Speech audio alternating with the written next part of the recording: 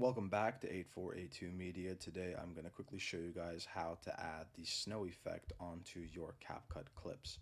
So initially what you're going to want to do is go up to your media files in the top left corner, click and drag your clip down to the timeline. Once you have that done, we're going to click on effects, video effects, go down to Christmas, and then we will be able to find the snow effect right over here.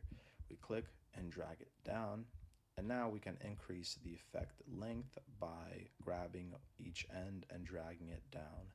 Once it's selected, we can click on special effects and then mess with the atmosphere and speed. I want the speed to be maximum, so I'm going to increase it. So let's check it out.